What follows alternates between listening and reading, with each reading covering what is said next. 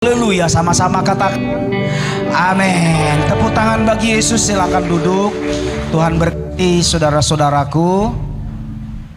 Baik, jemaat yang kekasih dalam nama Tuhan, minggu ini kita masuk pada minggu kedua di bulan November, di mana bulan November Bapak Ibu kita punya tema batin yang sehat di tengah tantangan. Ya, sekali lagi di bulan November, tema kita di bulan November ialah batin sehat di tengah tantangan. Ya, jadi bagaimana batin kita sehat di tengah tantangan? Nanti ada ada lima tema, ada 5 judul khotbah yang akan saya bagikan. Yang pertama ialah mengatasi frustasi. Kemarin saya sudah sampaikan ini di ITB ya. Jadi karena minggu ada ibadah kita minggu kita ada tamu, dan apa yang disampaikan tamu kita pada hari Minggu itu adalah kesimpulan dari bulan Oktober, di mana kita harus menjadi saksi. Ya. Jadi ada 3 pesan dari tamu kita minggu kemarin. Pertama, jemaat harus menjadi jemaat yang udah lupa. Pertama, jemaat harus menjadi jemaat yang koinonia, ya, itu panggilan kita harus koinonia, yaitu memuji, menyembah, ya, melayani, memuliakan Tuhan, ya. Jadi jemaat yang harus beribadah, ya, di mana beribadah harus memuji, harus melakukan firman, memberikan persembahan, ya, termasuk juga di sana sudah dibahas tentang persembahan yang harus kita beri. Ada persembahan khusus, ada persepuluhan, itu ada dibahas di sana. Bapak Ibu percayalah Bapak Ibu, apa yang dikatakan Alkitab itu tidak pernah bohong. Jadi kalau saudara melihat aku nih nggak perpuluhan loh dari dulu, tapi nggak bisa juga nabung-nabung, Bapak Ibu sadar. Bapak Ibu pikir kadang kita dengan tidak perpuluhan kita bisa mengumpul lebih? Belum tentu. Karena firman Tuhan itu nggak pernah bohong. Dan saya melihat orang yang perpuluhan pun tidak berkekurangan. Ya, orang yang selalu persepuluhan tidak berkekurangan karena Tuhan cukupkan sesuai dengan janjinya, ya. Lalu panggilan jemaat yang kedua adalah apa? Marturia. Apa marturia itu? Melayani, ya, menjadi saksi. Ya, jadi jemaat harus melayani, harus menjadi saksi. Dan terakhir apa? Harus berdiakonia, harus care. Care artinya apa? Harus peduli. Ya, jadi diakonia itu artinya peduli. Ya, diakonia itu ada 2 jenisnya. Kalau di gereja kita sebut diakonia misi. Ya, diakonia itu yang ke dalam, itulah yang kita berikan persembahan ke depan. Bapak Ibu bayangkan begitu pentingnya kita buat diakonia. Persembahannya sama. Persembahan yang sekali diambil ke tempat duduk, persembahan yang kedua kita antar. Persembahan yang kedua ini tidak disentuh sedikit pun oleh gembala. Ya, tidak kita sentuh oleh bendahara. Betul Pak Bendahara ya? Kita nggak ngambil itu sedikit pun. Karena itu diakonia. Care. Pelayanan ke dalam lalu pelayanan keluar, ya. Makanya jemaat harus berdiakonia. Makanya saya bilang Bapak Ibu harus beribadah, karena ketika saudara beribadah Anda antar dana diakonia, maka adalah dana diakonia kita, ya. Jadi kalau Bapak Ibu nggak pernah ibadah lalu nggak pernah ngantar dana diakonia, tiba-tiba nanti terjadi sesuatu, saudara bilang mana dia dan diakonia untuk saya? Kita sendiri nggak pernah ibadah, ya. Karena diakonia ini namanya dari kita untuk kita, pelayanan itu kita khususkan loh. Kalau kami mungkin bendahara bilang sama gembala bilang, kebanyakan itu untuk diakonia, bisanya diambil itu sebagian gembala, boleh? Nggak ada kok gereja yang ngatur, tapi kita pikir diakonia itu penting. Maka jemaat, ya, biar bisa diperhatikan. Bahkan nanti maaf Bapak Ibu, menjadi pergumulan kita dari diakonia juga nanti kita akan berkembang menjadi eh, apa ya, saya pakai istilah dari diakonia ini nanti kita akan berkembang, terus kemudian akan ada pelayanan bukan pelayanan kematian ya. Jadi saya rindu nanti kalau memang dana diakonia kita banyak, ditambah lagi korban-korban kita jemaat, saya rindu kita belikan 1 hektar tanah khusus untuk pemakaman umat GBI. Nah itu kerinduan saya Bapak Ibu ya, karena kita melihat pemakaman yang di Kilo 4 itu sangat sempit Bapak Ibu, sangat sedikit ya. 20 tahun ke depan itu belum tentu, itu bisa jadi masalah ya. Maka GBI harus berdoa supaya ada pemakaman. Walaupun nanti ada orang bilang, ah Pak Pendeta nanti saya nggak di sini kok dikuburkan, saya dikuburkan di kampung, terserah ya. Tetapi itulah kerinduan di hati kita melalui diakonia, nanti kita akan kembangkan terus ya. Amin. Nah Bapak Ibu, kita kembali ke tema kita. Di bulan November kita bicara tentang batin sehat di tengah tantangan. Minggu lalu kita sudah bicara tentang mengatasi frustasi. Mudah-mudahan para pemimpin Komsel sudah sampaikan ke jemaat ya, karena hari Senin saya sudah bahas ya. Para pemimpin KUL, jangan sampai Bapak Ibu kelewatan, jangan sampai ketinggalan, jangan saudara lari dari teks ya, supaya jemaat itu dibawa, benar-benar digembalakan, dibimbing ya. Boleh sih kadang-kadang kita khotbah sesuka-suka kita tuh, boleh, nggak masalah. Kadang-kadang mana yang enak didengar orang, tapi tujuan penggembalaan bukan enak didengar jemaat, tapi bagaimana jemaat digembalakan supaya menuju kedewasaan. Kalau saya mau ikutin Bapak Ibu khotbah tentang enak didengar, banyak kali khotbah yang enak didengar, yang memuji-muji jemaat, yang membangkitkan jemaat, banyak sekali. Misalnya saya sampaikan tentang Tuhan adalah gembalaku, itu enak kali didengar khotbahnya.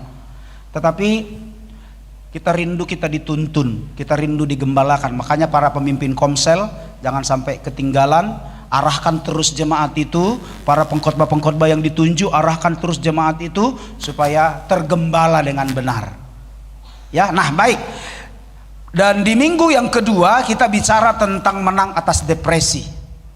Kalau kemarin mengatasi frustasi, hari ini kita bicara dari Mazmur pasalnya yang ke-56, mengatasi depresi atau menang atas depresi ya. Mari Bapak Ibu kita lihat Mazmur pasal 56. Nanti di minggu ketiga kita akan bicara tentang ya, ada 4 minggu ya, 4 minggu sorry, bukan 5 minggu. Oktober yang 5 minggu ya. Di minggu ketiga nanti kita akan bicara tentang kekuatan dalam bersyukur.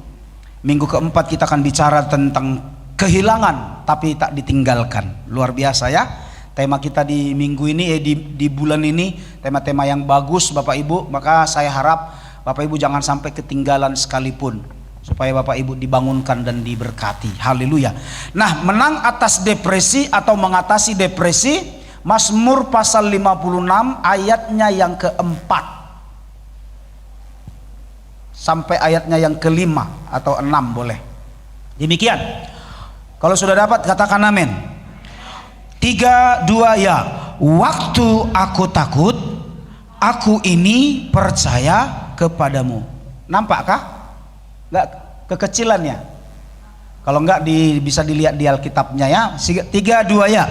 Waktu aku takut, aku ini percaya kepadamu. Ayat 5. Kepada Allah yang firman-Nya kupuji, kepada Allah aku percaya, aku tidak takut. Apakah yang dapat dilakukan manusia terhadap aku? Saya baca sekali lagi ayat yang ke-6. Dia di depan nggak ada. Sepanjang hari mereka mengacaukan perkaraku, mereka senantiasa bermaksud jahat terhadap aku.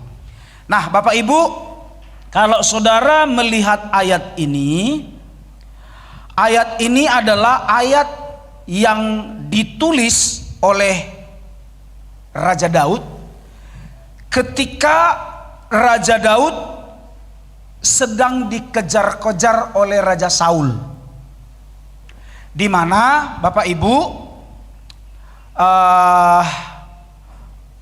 itu terjadi karena dampak dari pujian bangsa Israel di mana bangsa Israel menyanyikan satu lagu atau mereka mengelu-elukan Daud karena Daud mengalahkan berlaksa musuh.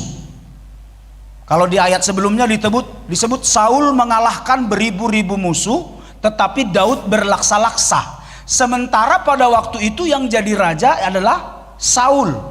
Tapi hati Tuhan tidak lagi ke Saul, tapi hati Tuhan sudah kepada Daud. Daud belum jadi raja, dia hanya seorang gembala kambing domba, gembala kecil, orang yang tidak diperhitungkan, ya. Tetapi ketika dia pergi berperang, dia mengalahkan Goliat, ya. Pujian datang kepada dia. Ya, sehingga apa yang dilakukan Tuhan? Tuhan membela Daud. Ya, dalam peperangan Daud selalu menang, sehingga datang pujian. Saul mengalahkan beribu-ribu musuh, tetapi Daud berlaksa-laksa. Nah, pujian inilah yang sontak membuat Saul ingin menghabisi Daud, ya, ingin membunuh Daud, sehingga mereka mengejar Daud. Ya, mereka mengejar Daud kemanapun Daud pergi, informasi tentang Daud itu dicari oleh Saul, sehingga mereka mau bunuh. Tetapi dilema untuk seorang Daud. Kenapa? Kenapa ini dilema untuk seorang Daud? Karena Daud adalah tipe orang yang menghargai pemimpin. Ya, bayangkan Bapak Ibu, seorang raja ingin membunuh Daud, tapi Daud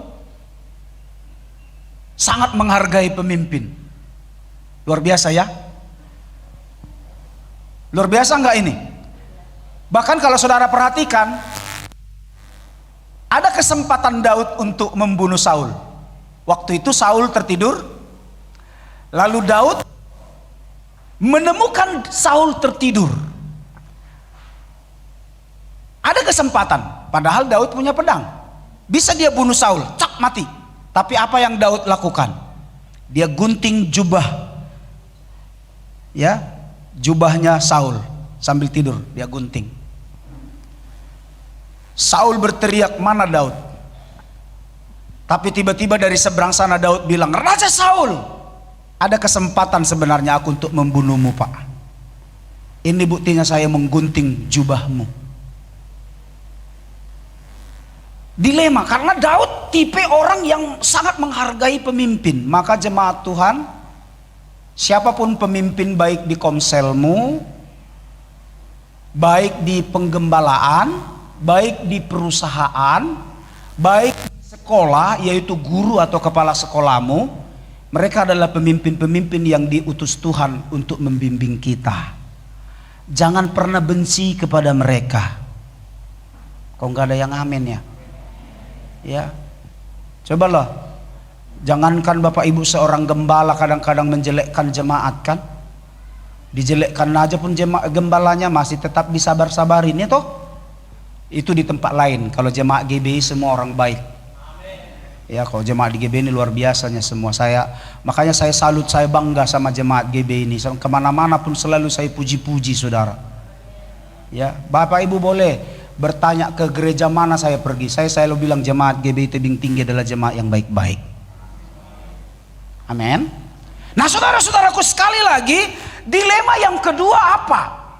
Daud itu Saul itu ayah dari seorang yang bernama Jonatan. Dan Jonatan itu Bapak Ibu adalah sahabat baiknya Daud. Bapak Ibu bayangkan bagaimana Daud dan Jonatan, ya, istilahnya nempel kayak perangko, kemana-mana menjadi sahabat karib. Mereka bergerak kemana-mana bersama-sama, melakukan penggembalaan bersama-sama. Lalu mereka, ya, ini Yonatan, ayahnya Saul. Saul mau membunuh Daud. Nah, dilema bagi Daud.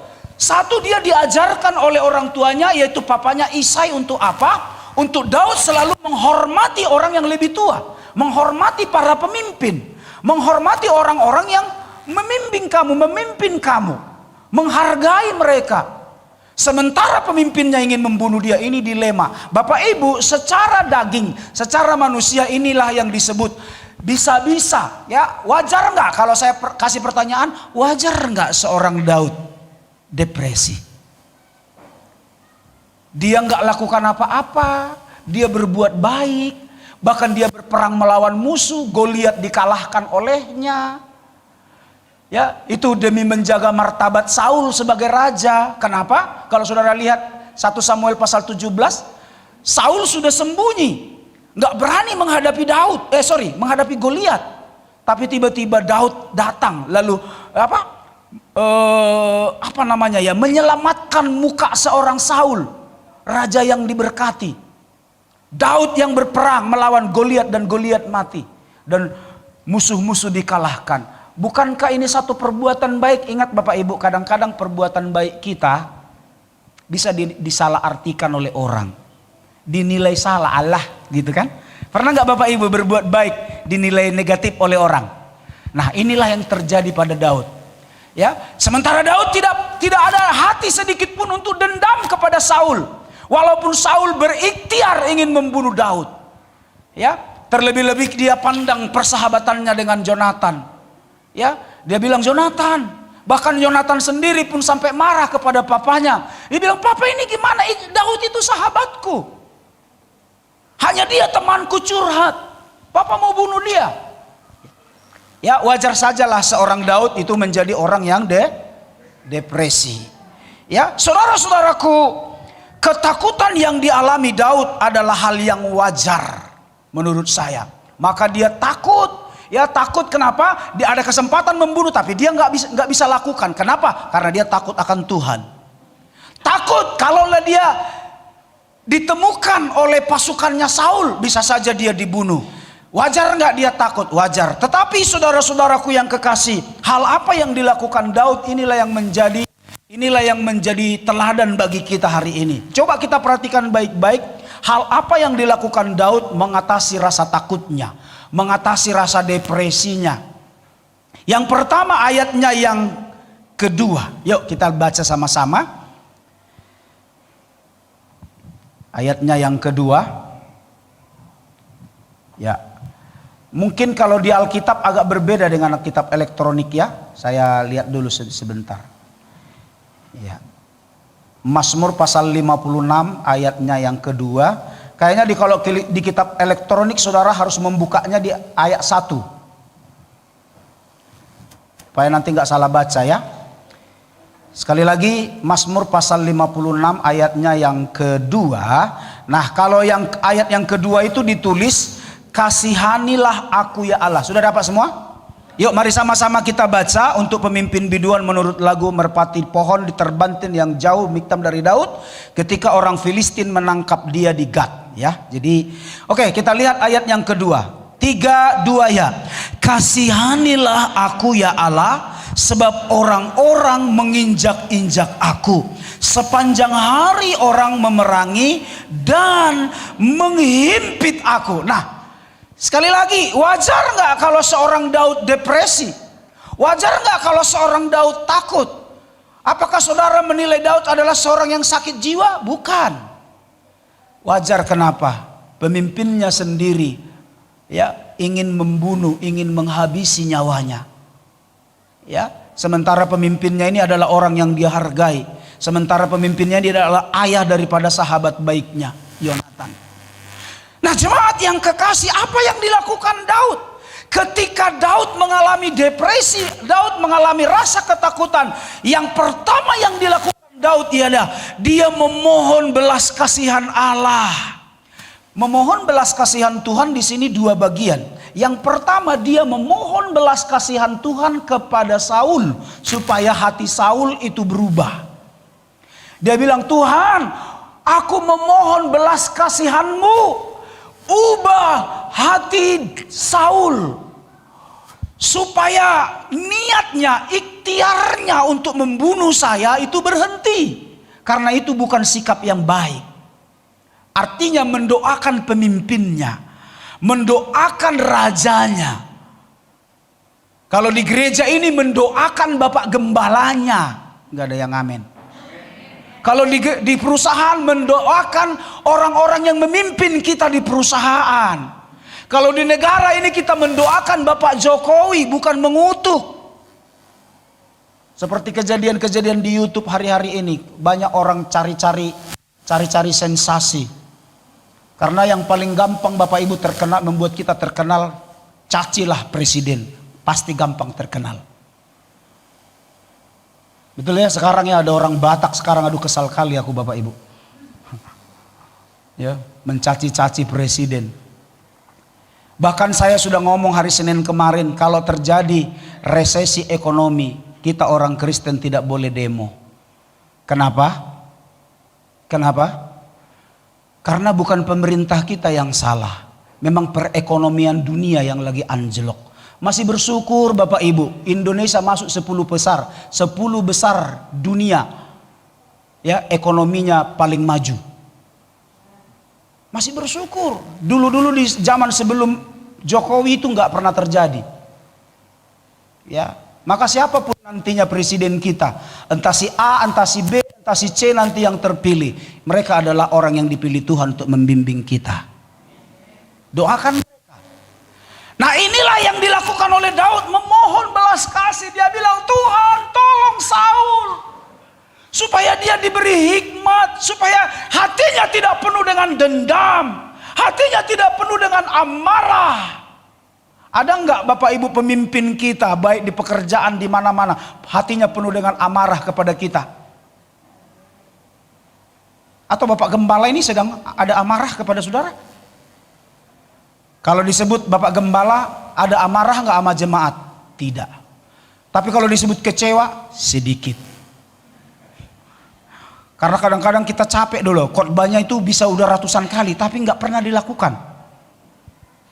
Cobalah dulu Bapak Ibu, sebagai orang tua, punya anak nih. Anaknya ini udah berkali-kali diingatkan, nggak juga mau berubah. Kira-kira tindakan saudara apa? Pukul, enak aja. Sempat jemaat dipukul, masuk penjara Bapak Gembala. Saudara punya anak, contohnya hal kecil. Kalau kau nonton TV jangan dekat-dekat, rusak matamu gitu kan. Kita udah nasehatin sekali, 2 kali, 3 kali, 4 kali, 5 kali, terus nasehatin, tidak mau juga berubah. Kira-kira apa yang saudara lakukan? Mungkin gak mukul tapi kecewa. Tuhan, ada apa dengan anakku ini? Nah, ternyata hati gembala pun begitu. Ketika kita sampaikan firman, malah kadang-kadang firman Tuhan itu diplesetkan di luar. Ini yang paling hebat Bapak Ibu. Hati-hati.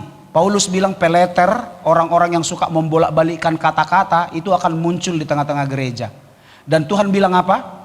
Orang seperti ini lebih baik dikalungkan di lehernya batu kilangan, dilemparkan dia ke laut.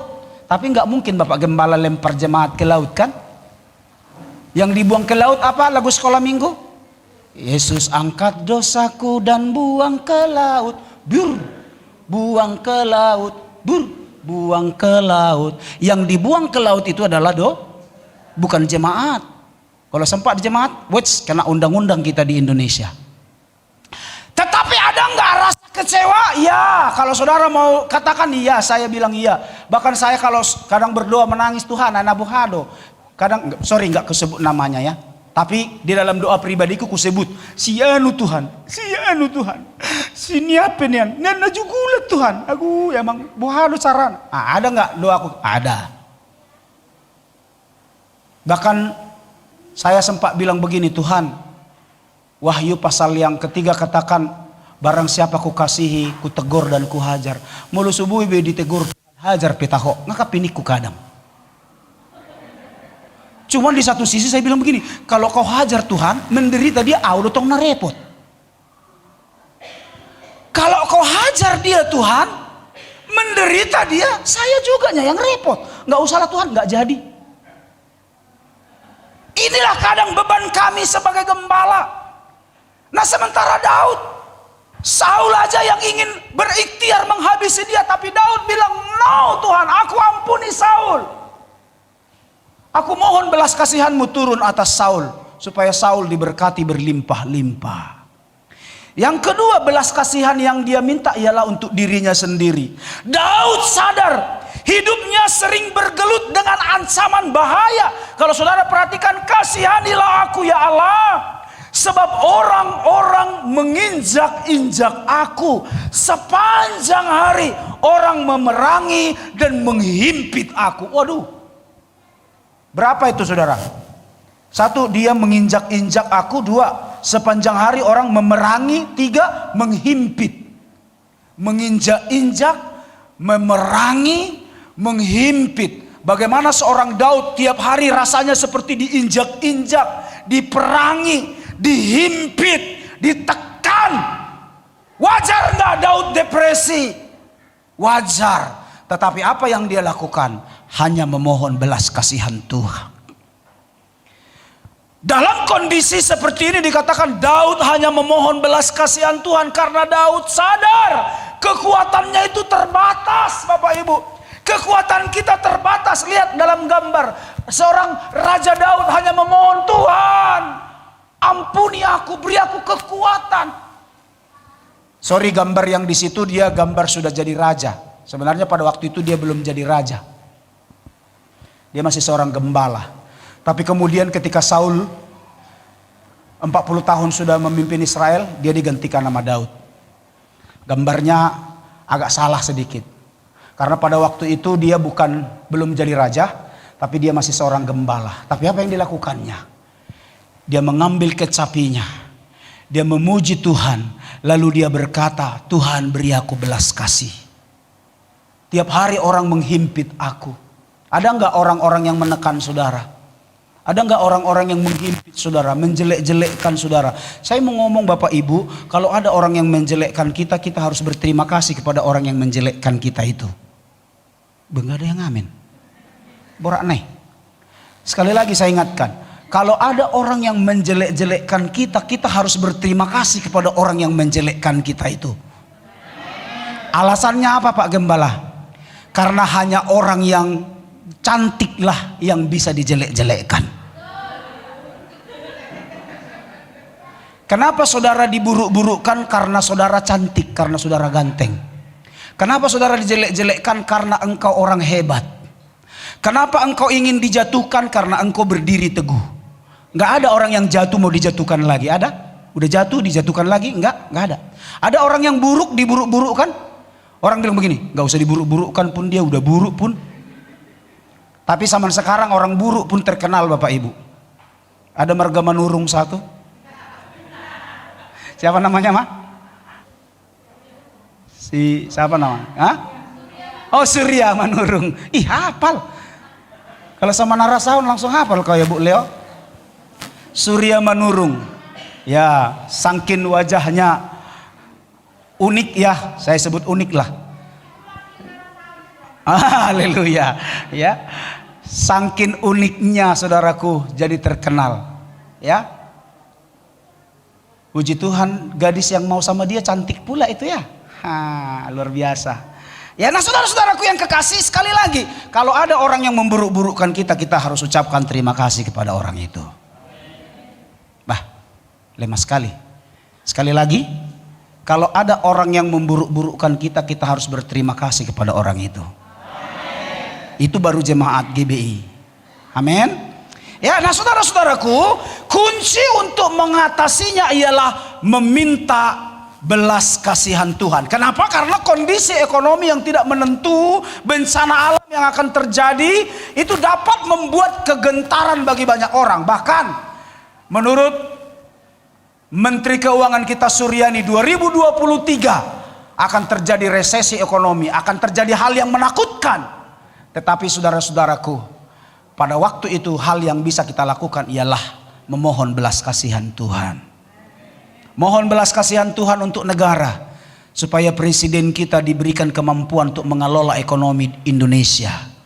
Mohon belas kasihan untuk gembala jemaat, supaya Bapak Gembala tahu harus buat apa, ya, mendoakan dan menolong jemaat Tuhan. Mohon belas kasihan kepada pemimpin-pemimpin komselnya, kepada pemimpin-pemimpin ITB-nya, supaya mereka diberi hikmat, membimbing, mempersatukan jemaat. Mohon bimbingan kepada pimpinan perusahaan, supaya Bapak Ibu perusahaan tetap maju. Akhirnya kita tidak mengalami pemutusan hubungan kerja. Ini yang harus kita lakukan. Mohon belas kasihan Tuhan. Amin. Yang kedua, mari kita lihat ayatnya yang ketiga dan keempat. Mazmur pasal 56 ayat yang ketiga dan keempat. Mari sama-sama kita baca. 3, 2, Ayat yang keempat nyala ya dah. Ayat 3 nggak apa-apa, mulai 3. Seteru-seteruku menginjak-injak aku sepanjang hari, bahkan banyak orang yang memerangi aku dengan sombong. Waduh, memerangi dengan sombong. Banyak orang yang menginjak-injak, memerangi dengan sombong. Tapi ayat 4, yuk. Ada di depan ayat 4, mari sama-sama kita baca 3 dia. Ya. Waktu aku takut, aku ini apa? Oh, waktu ku takut. Tahu lagu ini? Waktu ku bimbang kepadamu Tuhan, ku percaya. Yang kedua yang dilakukan Daud ketika rasa takut, ketika depresi hampir menghampiri atau depresi itu datang di dalam pikirannya, dalam hatinya, yang kedua yang dilakukan Daud ialah mempercayakan diri sepenuhnya kepada Tuhan.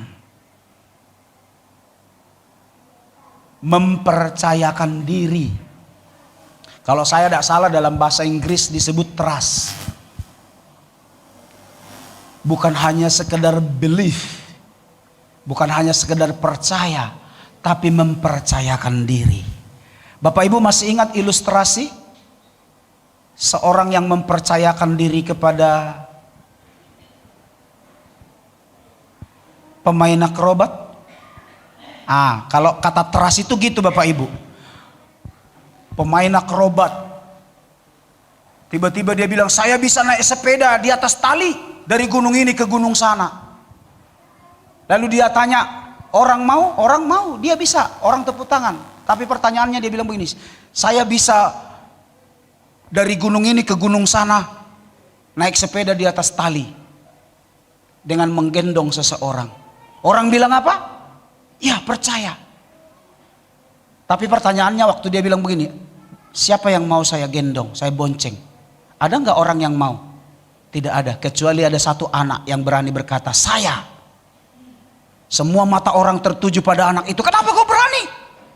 Anak ini tetap maju lalu dibonceng sama si bapak pemain akrobat. Lepas ke seberang. Kembali lagi, bisa, berhasil. Orang tepuk tangan. Tapi pertanyaannya, siapa yang dikejar oleh masyarakat? Si anak. Dia bilang, kenapa kau berani? Nggak takut kau kalau kau jatuh di bawah itu batu-batu? Anak ini cuma jawab, saya berani. Kenapa?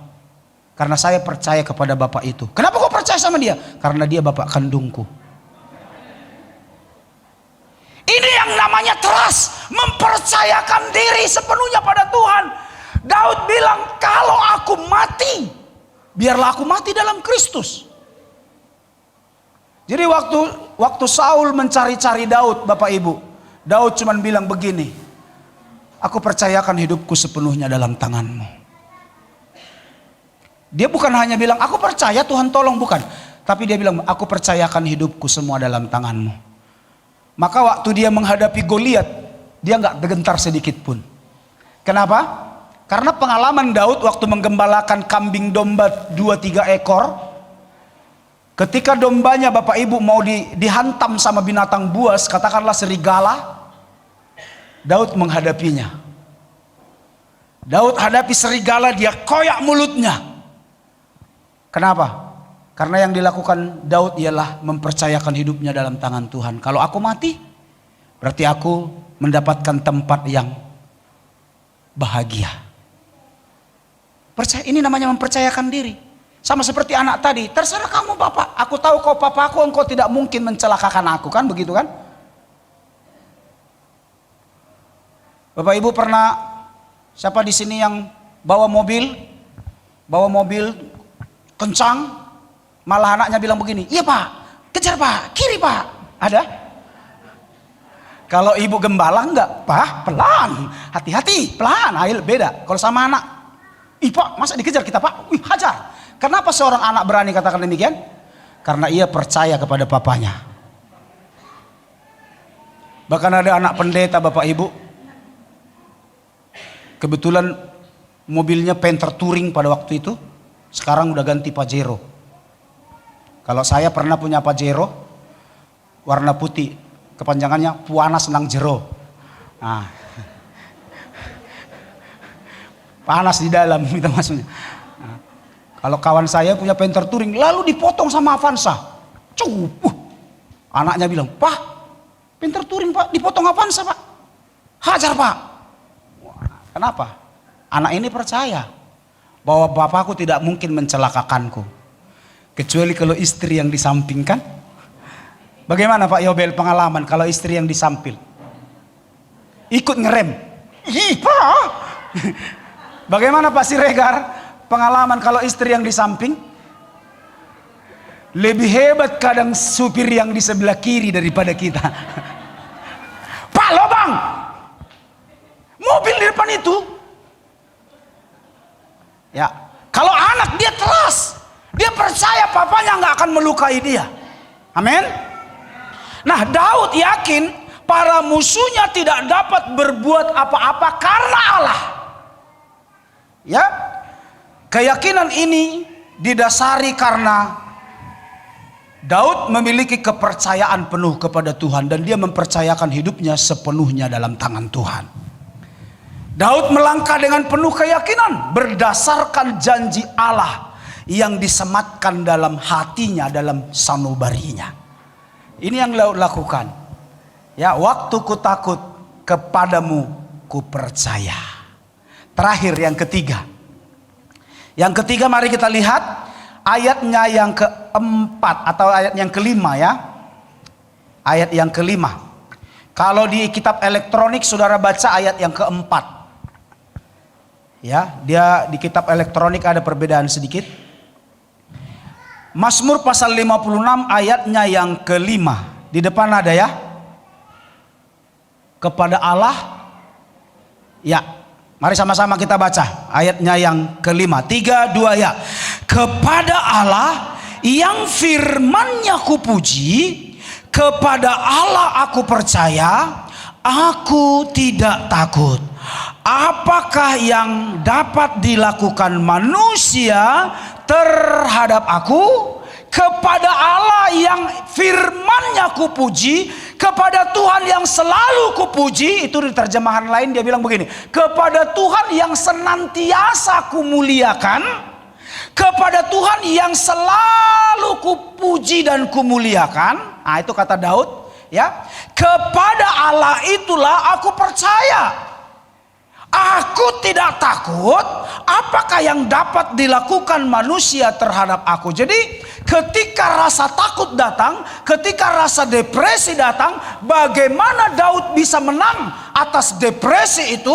Yang ketiga yang dilakukannya ialah dia selalu memuji-muji Tuhan. Maka kenapa GB ini kalau ibadah lebih banyak puji-pujiannya dari yang lain? Dari khotbah, dari apa? Kita coba lihat. Mulai nanti udah puji-pujian. Kadang-kadang ada WL ini bikin penyembahan bisa sampai setengah jam. Apalagi kalau doa, saudaraku ya. Apalagi kalau doa hari Senin. Kadang-kadang firmannya hanya 10 menit. Doanya, pujiannya yang diperbanyak. Kenapa? Karena kita percaya atas kuasa pujian. Karena Alkitab katakan Allah bertahta atas puji-pujian umatnya. Jadi Bapak Ibu jangan pernah ragu dengan puji-pujian. Maka kenapa kita selalu menasehatkan atau memberi masukan kepada Bapak Ibu, handphonenya itu loh. Kalau sudah mulai, kalau mobile phone-nya sudah Android, isilah lagu-lagu rohani. Supaya Bapak Ibu kaya atas lagu-lagu pujian. Kenapa Bapak Ibu? Karena yang akan mempengaruhi kita adalah apa yang kita dengar, apa yang kita baca, apa yang kita dengar, apa yang kita lihat setiap hari, itu akan mempengaruhi hidup kita. Jadi kalau banyak kita dengar tentang gosip yang akan mempengaruhi hidup kita. Kalau banyak kita dengar tentang berita-berita miring yang ada di dalam pikiran kita. Kalau banyak kita dengar tentang Tuhan, pujian, penyembahan, pujian, doa, penyembahan, kalau itu yang banyak masuk di telinga kita, masuk ke pikiran kita, masuk ke hati kita, maka Tuhan yang akan mempengaruhi hidup kita. Kalau Bapak Ibu yang saudara dengar itu adalah sinetron, film Korea, apa lagi ya? Tapi kalau jemaat GBT ini kayaknya nggak terlalu suka lagi dengan sinetron. Apalagi yang saudara dengar tiap hari adalah Jaka Tingkir. Yang saudara nonton tiap hari ialah pokoknya peperangan, sunggokong, apalah segala macam, apalagi film-film sekarang tuh, kekerasan. Lihat anak-anak kita, kenapa anak-anak kita Bapak Ibu penuh dengan kekerasan? Karena dari kecil anak-anak kita itu tontonannya sudah berubah, yang gitu tuh apa itu namanya? Power Ranger, yang hari-harinya berantem, ya enggak? Memang sih dalam film itu Power Ranger ini berubah, orang baik memang, menghantam musuh. Tapi akhirnya dalam pikiran anak-anak, semua orang yang di lingkungannya adalah musuh. Sehingga hari-harinya berantem. Saya bersyukur kepada Tuhan punya anak seperti Bang Benaya. Dari kecil tapi memang jadi korban lah dia. Karena dari kecil saya cekokin gini, nak, apalagi waktu itu baru perintisan kan. Jaga nak, kita ini anak pendeta, tidak boleh bertengkar. Sehingga Bapak Ibu, waktu itu ada tetangga-tetangga Kristen masih banyak di sini. Itu paling banyak itu korban gigitannya si Rido, Pak polisi sekarang. Itu paling banyak. Gak pernah melawan. Di lorong ini Bapak Ibu, dia sering kali dipukul. Kadang-kadang hati ini bilang, aduh, ajaranku dah yang salah. Ya, saya bilang, nak, jangan berantem. Sehingga di sekolah sering jadi korban, digebuk orang. Ya, tetapi apa yang diajarkan itu terjadi sampai saat ini. Orang yang suka mengalah, bahkan sama anak-anak muda, adik-adiknya pun mengalah dia, saudara. Kalau udah dibilanginya adik-adiknya ini nggak mau, ya sudahlah Pak. Kalau saya jadi kau, aku jewer dulu itu anakku ya. Itu terlihat kenapa? Karena didikan, ya. Dan kita ajak dia berdoa, ya. Apa yang kita ajar jadi. Beda sama anak yang kedua, saudara, sama VB. Karena PB waktu itu kan, saya pikir begini, jangan sampai engkau ditindas juga kayak abangmu. Karena kau perempuan, tapi kalau sama perempuan tidak boleh berantem. Ngomong memang. Kalau laki-laki hajar nak. Secara hukum nanti di sekolah kau menang. Nah, ini namanya pengajaran. Jadi apa yang kita ajarkan itu yang dilakukan anak-anak. Sehingga VB itu pernah diam. Jangan ganggu woi. Sekali sama kawannya. Jangan woi. Di SMA. Sehingga saya pernah dipanggil ke sana.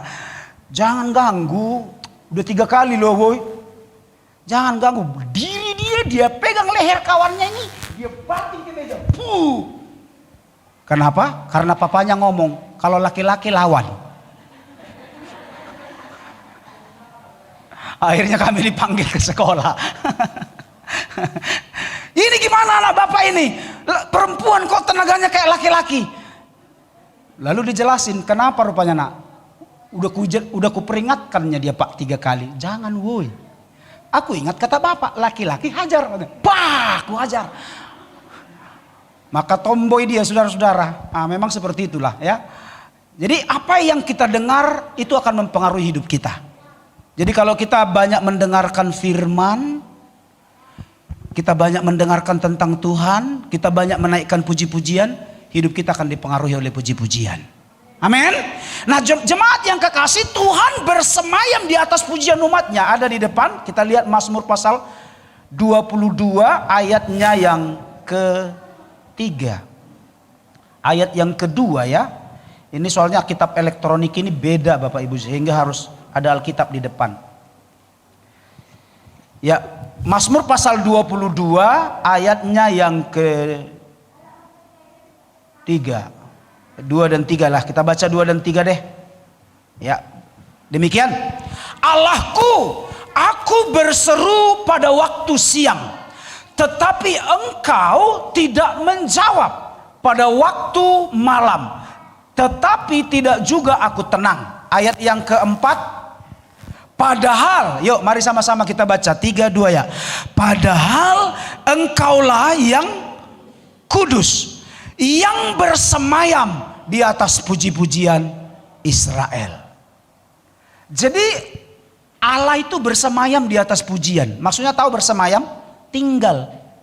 Jadi ketika ada pujian ternyata Tuhan hadir di situ. Makanya nggak salah pencipta lagu bilang begini, Tuhan hadir di bait sucinya, Tuhan ada di tahtanya, kami bawa korban pujian. Itu makanya nggak salah lagu itu. Terakhir saudara-saudaraku yang kekasih, ada satu kisah di Kisah Para Rasul pasal 16 ayat 26. Ya, coba kita baca. Ya. Sebelum ke sana ada satu contoh jadi saya akan ambil 2 contoh, satu di Perjanjian Lama, satu di Perjanjian Baru. Jadi biar deal ya. Di Perjanjian Lama ada satu contoh di Yosua. Ya, boleh saudara catat silahkan, tidak apa-apa, tapi nanti baca di rumah biar saya jelaskan dengan cepat. Yosua pasal 1 dan pasal 2, pada waktu itu bangsa Israel sudah menyeberangi sungai Yordan. Lalu mereka masuk ke kota Yeriko. Tapi kota Yeriko itu ada tembok yang kuat sehingga orang tidak bisa masuk. Tapi Tuhan bilang begini, kuasailah Yeriko. Singkat ceritanya, Tuhan memberikan Yeriko itu menjadi tanah Kanaan bagi Israel. Lalu apa yang dilakukan oleh bangsa Israel supaya Yeriko itu roboh? Ada lagu sekolah minggunya. Apa itu, Bu Fris? Umat Israel berkeliling kota. Cuman 7 kali kelilingnya yang salah. Ya, karena itu 13 totalnya. Ya. Kenapa 13? Hari pertama sampai hari yang ke-6 mereka kelilingi sekali. Tapi hari yang ke-7 mereka kelilingi 7 kali. Jadi lagu itu kurang tepat. Ya. Mungkin maksudnya di hari ke-7 itu ya. Ya. Finishing maksudnya mungkin. Sementara kalau yang benar itu 13 kali keliling. Jadi hari pertama mereka kelilingi tembok Yeriko. Sambil mengangkat pujian, sambil mengagungkan Tuhan, sambil mereka membawa tabut bait suci. Bapak Ibu di sini kemarin ada tabernakel sudah digulung. Itu ada tabut bait suci. Mereka kelilingi tembok Yeriko sambil menyanyikan pujian. Ya, Miriam membawa pasukannya menari-nari. Ya, pemimpin pujian Imam Harun dan lain-lain membawa mereka keliling.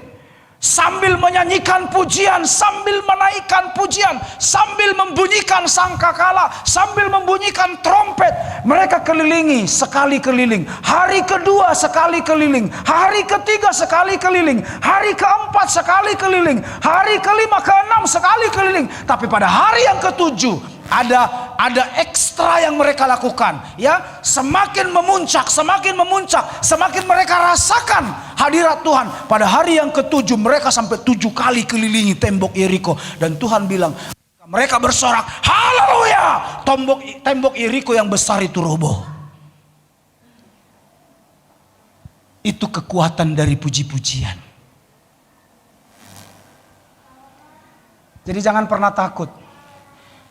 Bapak Ibu, kalau saudara sakit, dimanapun penyakitmu, misalnya Bapak dan Ibu Gembala atau para pemimpin kul, para penatua tidak bisa sempat hadir, saudara langsung taruh tanganmu di tempat yang sakit itu.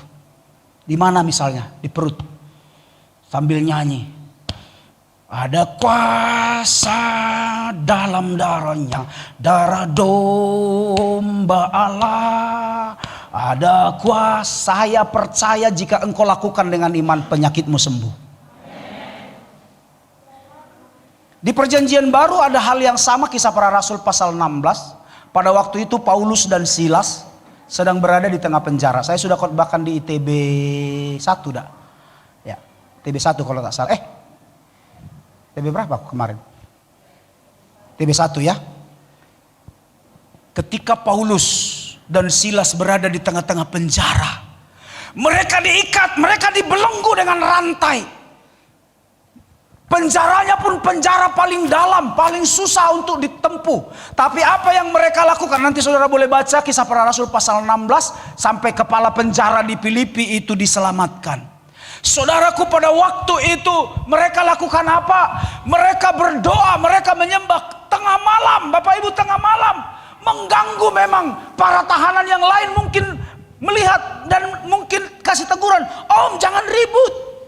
Orang tengah malam." Tetapi karena mereka percaya kepada kuasa pujian, mereka percaya kepada kuasa penyembahan, Paulus dan Silas mengangkat tangannya, mereka mengangkat pujian. Sepanjang malam mereka mengangkat pujian, mereka menyanyi, mereka memuliakan Tuhan, mereka mengagungkan Tuhan. Saudara, apa yang terjadi ketika puji-pujian sampai ke hadirat Tuhan? Belenggu mereka putus. Rantai yang mengikat kaki, yang mengikat tangan mereka putus. Dan bukan hanya itu, ketika rantainya putus, sambil bernyanyi mereka berjalan, itu penjara terbuka. Penjara pertama terbuka, langsung masuk lagi ke pintu kedua, terbuka. Masuk lagi ke pintu ketiga, terbuka. Bahkan sampai ke pintu gerbang. Pintu gerbang terbuka. Sampai kepala penjara Filipi hampir stres. Dan bilang, "Kemana semua ini tawanan? Kok lepas semuanya?" Dia hampir bunuh diri, dia ambil pedang. Lalu Paulus bilang, "Hai Bapak, jangan bunuh dirimu. Sebab Roh Kudus yang mengerjakan semuanya. Karena ada kuasa puji-pujian." Lalu kepala penjara Filipi bilang, "Lalu apa yang mau kubuat? Apa yang mau kulakukan? Aku pasti dipecat sebagai kepala penjara." Yang harus kau lakukan ialah berlutut, terima Yesus sebagai Tuhan dan Juru Selamat. Engkau, istri dan anak-anakmu, atau engkau dan seisi rumahmu akan diselamatkan. Kepala penjara itu lalu berlutut. Lalu dia bilang, "Aku terima Yesus sebagai Tuhan dan Juru Selamat." Dia nggak peduli lagi, saudaraku, dipecat jadi kepala penjara, nggak peduli. Kenapa? Karena ada Yesus yang memperbaharui dirinya. Dan sejak saat itu kepala penjara Filipi diselamatkan, dimenangkan. Paulus dan Silas lepas dari penjara. Injil bisa diberitakan kemana-mana. Kenapa? Karena Paulus dan Silas harusnya sudah dieksekusi, eksekusi mati. Tapi oleh karena kuasa puji-pujian, semua belenggu lepas. Apapun yang membelenggu saudara hari ini, ingat, kalau engkau memuji menyembah Tuhan, engkau pasti dilepaskan. Amin. Mari kita berdoa. Kita tundukkan kepala yuk.